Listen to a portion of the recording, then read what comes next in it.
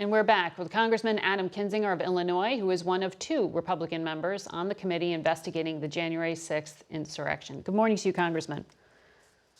Good morning. I want to start on what is happening most immediately between Russia and Ukraine. You have these massive Russian military exercises. How do you assess the Biden administration's handling of this situation so far? Yeah, look, I'm on Team America, Team Ukraine. There are some nuances I would have done different than the Biden administration, but I think now is the time to stand unified. And what I'd say is they have done a good job, particularly in bringing out intel early to try to defang any Russian narrative that could come with Ukraine. We know about the discussion of a false flag attack. Well, now we've made it clear that Russia may do that. And so I think a lot of that is good. One thing I will add, though, is we have to shut down Nord Stream 2 regardless of what happens in Ukraine, because Ukraine is using energy as a weapon, and I think that's important to do. Russia is using energy as a weapon. Yes, that's what I mean. That's what you mean. Yeah. On Russia, generally, there had been for so long bipartisan support for standing up to Russia and standing up for democracies. But there is this interesting trend within the conservative movement right now. You have more Trump-oriented parts of the party, like Senator Josh Hawley, who recently called on President Biden to rule out admitting Ukraine into NATO. You have similar sentiments elsewhere. What is happening here? I mean, how significant a portion of the Republican Party is moving in this direction?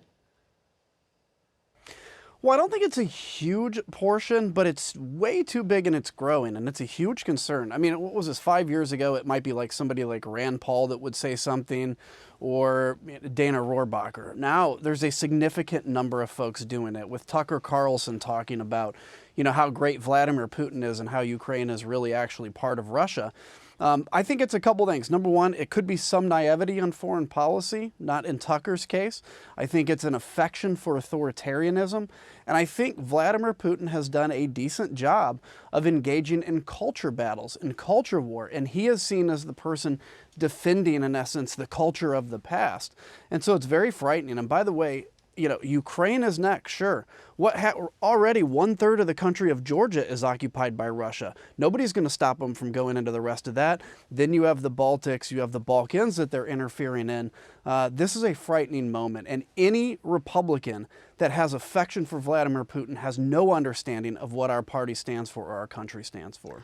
When it comes to what your party stands for, you are on that January 6th committee, as we mentioned. Rudy Giuliani, the president's former attorney, is apparently speaking to the committee in some form. Is he being cooperative at this point? What can you tell us about that? Well, what I can tell you is he's been subpoenaed. Our expectation is he is going to cooperate because that's the law. That's the requirement. Same as if somebody's subpoenaed to court. There may be some changes in dates and moments here as lawyers do their back and forth, but we fully expect that in accordance with the law, we'll hear from Rudy. But look, regardless of when we hear from Rudy or how long that interview is, we're getting a lot of information, and we're looking forward to wrapping this up at some point when that is right, showing it to the American people, but not rushing it, not hurrying this. We want everybody to have the full story. That's what's important. I have a new son. I want to make sure that in 5 and 10 years, when he's learning about this in history class, he gets the full answer and not some conspiracy garbage that we hear out there every day. Is the plan still to begin those public hearings in the spring? I think spring or summer, and in that time frame is the hope. Basically, we want to be able to take this information and present it to the American people, not just in a report, which is going to be essential, but in people, in faces, and in stories. Senate Minority Leader Mitch McConnell said this week in very clear terms that January 6th was a violent insurrection for the purpose of trying to prevent the peaceful transfer of power after a legitimately certified election. So unlike some Republicans, he's clearly pointing to the intent of the actors. He's not just talking about the fact that there was some violence. He's saying what the people were doing that day was inherently wrong. And what President Trump was saying about the election has also now been clearly said by Vice President Mike Pence to have been wrong. Does this give more political cover to Republicans running for election in 2022 to say this? Or it's still too dangerous? Well, it does give more political cover. The question is, will it? You know, I have lost faith in some of the courage of my colleagues. I thought that every person, when they swore an oath, had some version of a red line they would never cross. But certainly Mitch McConnell's statement was important. Certainly the vice president's statement was important. But Margaret, this is a moment where every Republican, I don't care if you're running for city council all the way up to Congress, Senate, etc., every Republican has to be clear and forceful on the record. Do they think January 6th was legitimate political discourse? Don't let them avoid it. Don't let them hem-haw, and don't let them transition to some other subject they'd rather talk about. This is an answer every one of them have to give, and then we can move on once they're clear and on the record. But this is definitive to our democracy. How do you feel? Was it legitimate? As you know, the chairwoman of the Republican National Committee, and even Senator Marco Rubio, who was on this program last Sunday, argued that there's a difference between the day and then what the committee you were on and the work you were doing, what those things add up to.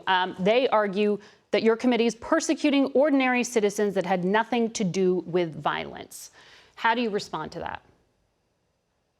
I mean, it's obviously a convenient way for them to deflect.